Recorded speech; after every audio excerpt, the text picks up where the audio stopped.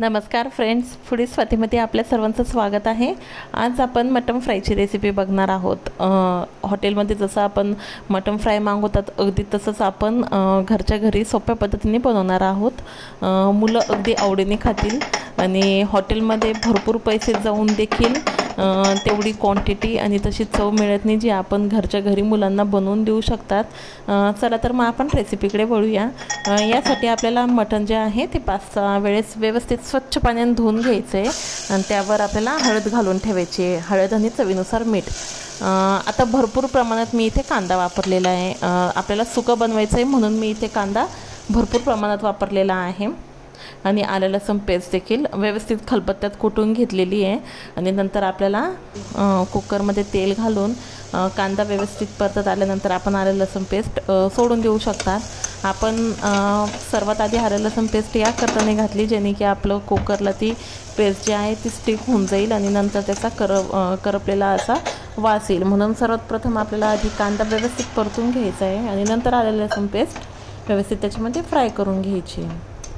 आता मटन व्यवस्थित स्वच्छ पाण्याने धुतल्यानंतर आपल्याला ते कुकरमध्ये सोडून द्यायचं आहे आणि मटन सोडल्यानंतर आपल्याला हाय फ्लेमवर जवळपास 4 ते 5 मिनिटे त्याला परतून घ्यायचं आहे जोपर्यंत त्याला पाणी सुटत नाही तोपर्यंत।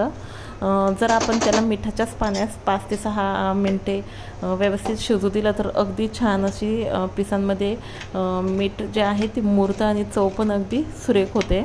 आणि एका साईडला आपण गरम पाणी करून त्यामध्ये सोडून देऊ शकतात किंवा आपण ह्या कुकरवरच ताट ठेवून त्याच्यामध्ये पाणी ठेवू शकतात। ते गरम झाले की आपण लगेच त्यामध्ये सोडून देऊ शकतात। याने चव पण अगदी सुरेख येते सूपला आणि भाजी पण आपली अगदी चवदार अशी होते।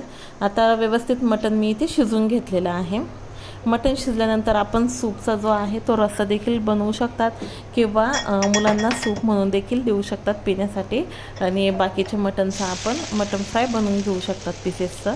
आता त्यासाठी आलं लसूण पेस्ट घातलेली आहे, कढईमध्ये तेल घालून व्यवस्थित परतत आल्यानंतर इथे आपण आपल्या चॉईसनुसार मसाले घालू शकतात। मी घरचा बनवलेला मसाला जो होता थोडासा तो घातलेला आहे आणि इथे थोडासा कांदा आणि खोबरं मी जे भाजून घेतलेलं होतं ओल्या भाजीसाठी ते अगदी छोटासा जो आपला स्पून असतो तो 2 ते 3 स्पून मी घातलेला आहे, फक्त थोडंसं ते मिळून येण्यासाठी। नाही तर आपण फक्त तिखट आणि आपल्याकडे जो मसाला असेल चिकन मसाला किंवा मटन मसाला असेल तो घालून आपण फ्राय जे आहे ते बनवून घेऊ शकतात। मी इथे अगदी आपला जो ओला मसाला आहे तो 2 चम्मच घातला, 2 ते 3, आणि कॅच मसाला घातलेला आहे आणि तिखट घातला आपल्या आवडीनुसार। शक्यतो मटन फ्राय जे आहे ते झणझणीतच छान लागतं, म्हणून आपण तिखटची क्वांटिटी जी आहे ती वाढवू शकतात। अगदी हॉटेलमध्ये भेटतं तशाच प्रमाणात त्याची चव येईल। मी इथे अर्धे पीसेस जे आहे ते ओल्या भाजीसाठी ठेवलेले आहे आणि बाकीचे मी इथे फ्राय करून घेते। हे आपण स्नॅक्स म्हणून देऊ शकतात, मुलं अगदी आवडीने खातील।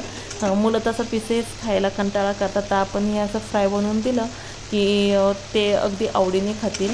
तर व्यवस्थित आपल्याला मसाले जे आहे ते परतत आल्यानंतर आपल्याला मटनचे पीसेस सोडून द्यायचे। आपल्याला त्यामध्ये सूप सोडायचं नाही आहे, आपण अगदी ड्राय असं मटन फ्राय करतो आहे आणि हाय फ्लेमवर आपल्याला व्यवस्थित त्याला 4 ते 5 मिनटे जे आहे ते परतून घ्यायचं आहे जेणे की त्याच्यामध्ये जे पण काही पाणी सुटलेलं असेल ते जिरून आणि मटन अगदी छान असं सुकं झणझणीत तयार होईल। तर बघू शकतात टेक्स्चर अगदी सुरेख आलेलं आहे आणि पीसेस पण अगदी मऊसूत असे शिजलेले आहे आणि चव खूप छान झालेली आहे। आपण नक्की ही रेसिपी ट्राय करू शकतात, अगदी सिंपल आहे, झटपट होणारी आहे, मुलं आवडीने खातील। आपल्याला जर माझी ही रेसिपी आवडली असेल तर माझ्या चॅनलला सबस्क्राईब करा, लाईक करा, कमेंट करा, शेअर करा आणि बेल आयकॉनवर क्लिक करा जेणे की अशाच नवनवीन रेसिपीजचे व्हिडिओज अपलोड झाल्यावर सर्वप्रथम नोटिफिकेशन आपल्याला मिळेल। धन्यवाद।